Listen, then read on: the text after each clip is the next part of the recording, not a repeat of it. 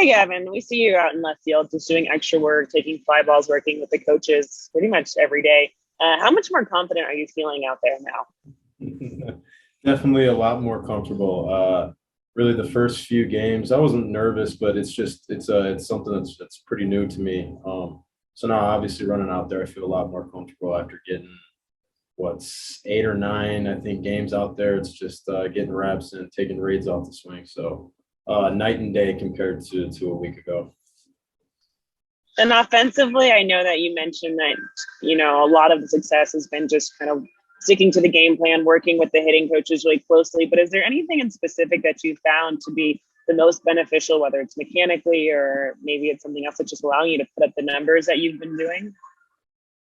Yeah, I think just as soon as the game starts, shutting off any mechanical thoughts and then just turning the focus on to the pitcher and what he's trying to do to beat me. Maybe before some mechanical thoughts might have seeped in if I would have fouled a pitch off and felt something. And now it's more just let's get in there, let's compete, and once you step in that box, mechanical stuff is just shut off. Thanks, Gavin. Next question is from Juan Toribio. Go ahead. Hey, Gavin, what have been some of the more difficult things about moving to the outfield, and what are some things that haven't been as difficult as you once thought? Yeah, I think just overall reading swings. It's a lot different than infield. You're obviously a lot further away.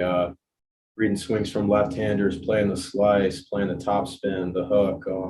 There's just a lot more variables that go into playing on the corners of the outfield that you got to deal with, maybe compared to center. So really just reading swings is kind of the biggest thing for me that was probably the biggest adjustment, and honestly still is an adjustment a little bit. So it's definitely something I'm working to get better at. I know you played a couple of games in the outfield and in the minors, I think 2 of them. But when you saw your name in left field in a big league lineup, just kind of playing left field, what was kind of your reaction, kind of the thoughts that were going in your mind?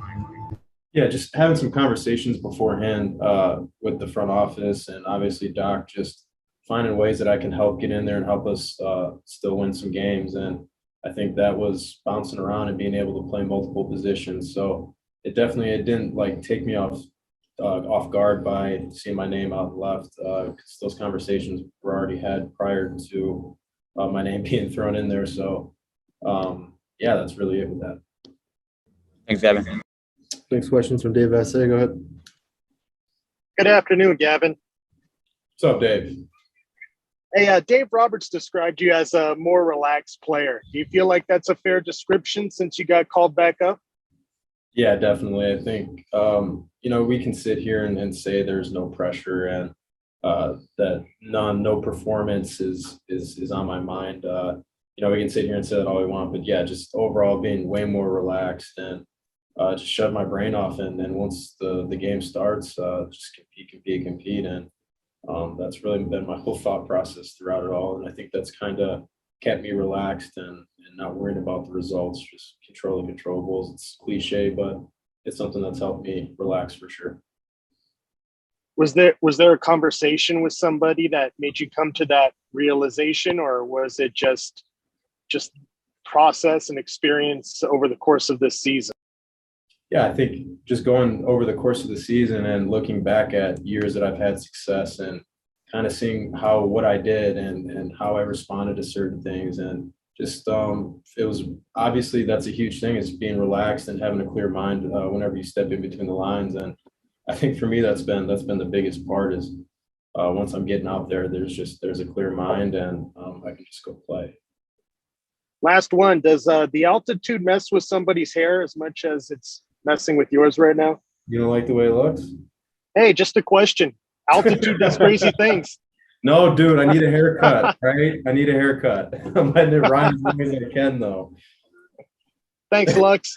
You got it, baby.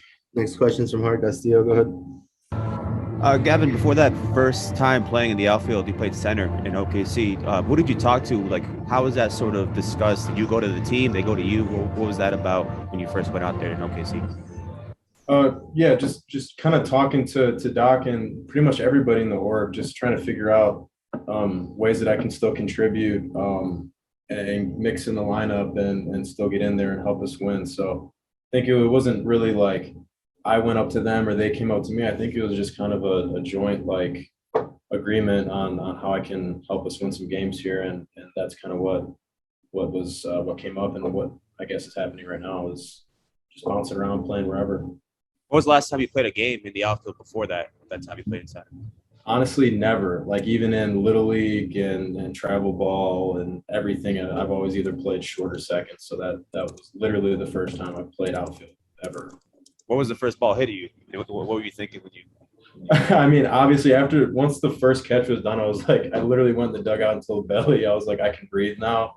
I think I was just a little anxious getting out there for the first time, but yeah, now it's night and day different, just from a comfortability standpoint. And then when you get set down to OKC, how do you not let the disappointment sort of maybe kind of take you somewhere where you don't come back and do what you're doing? How do you get over that and come back stronger? Yeah, just trying to be where your feet are. In OKC, obviously, I wasn't happy about getting sent down, but just being where your feet are and realizing that I still got work to do and some stuff I can figure out while I'm here and make the most out of the time that I was there. So that's kind of been my whole outlook on it. Once I got sent down, obviously, was let's get our work in and keep trying to progress and get better. And that's kind of was my outlook on it.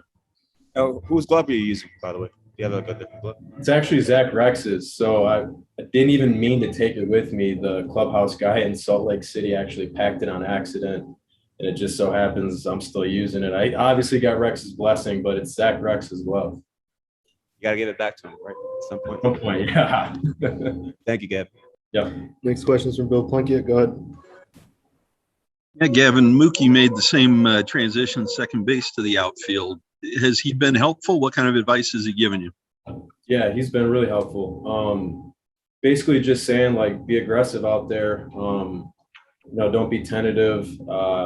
So basically that's kind of what I've been doing, just going after every ball until I hear anyone call off or vice versa, I call it. So just try not to play tentative, and I think that's helped me a lot is just getting out there and playing aggressive, and that's kind of how when I'm at my best is just being aggressive and no tentativeness. Where do you think this plays in your future? That's a good question. Obviously, I have no clue right now. I'm just wherever I can help the team win, and whether that's second base, third base, short, second. I mean, wherever it is, center. I don't, wherever it is, it doesn't matter to me right now. As long as I can help us win. So just being where my feet are right now and not really worried about what's going to happen in the future with that. Thank you. Yep. You got time for two more. Go ahead, Fabian. Hey, Gavin, I think in the past you sort of talked about being like more of like a rhythmic hitter. I mean, how much have you sort of your time at OKC getting regular bats? How much does that sort of help you lock that back in? Yeah, definitely a lot. I think before getting called down, I wasn't getting too many at bats. I was kind of getting maybe one or two off the bench here and there. So just going down and being able to get every day at bats, and like you said, just finding that rhythm, it helped a ton. And I could kind of play with some things in there without there being pressure to perform, obviously, like there is here. So I think I benefited a lot from going down and just kind of refining my rhythm and setup, and I think it was definitely beneficial. Is there anything that like seeing different stints of big league pitching has sort of taught you about who you are as a hitter, and is that something that you feel like you have a better feel on now? Yeah, I think honestly for me it's just game planning and figuring out how they're trying to get me out, and making those quicker pitch to pitch adjustments and not being afraid to sit on stuff and sit on pitches and locations, and just trusting that some baseball instincts there I think has been really big for me. Last one's from Alden. Go ahead. Hey, I got a quick one and a follow-up, a slightly different direction here, Gavin, but I'm wondering, just as somebody who grew up in Wisconsin, how much did you follow or hear about Albert Pujols as a Cardinal when you were a young kid? Yeah, I mean, AP crushed the whole NL Central, I think, is every year that he was wearing a Cardinals jersey. So I got to watch him play a couple times when he came to Milwaukee and Chicago. So, yeah, I've known about AP for pretty much as long as I can remember. What was it like just having him in the clubhouse, in the dugout? Like, was it weird at first? And in what ways do you feel like his presence has helped? Yeah, I mean, the second he walked in the door, he's been awesome. He's been a great teammate, obviously, and he has everybody's full respect for even just what he's done in the game. So for him to come in and be a great teammate like he is, and almost like a mentor, and just helping pretty much everybody, it feels like he's made a huge difference since the day he stepped foot in the clubhouse. And some of those conversations you have with him definitely don't take for granted. And he's super wise, obviously. Thanks, man. Gavin.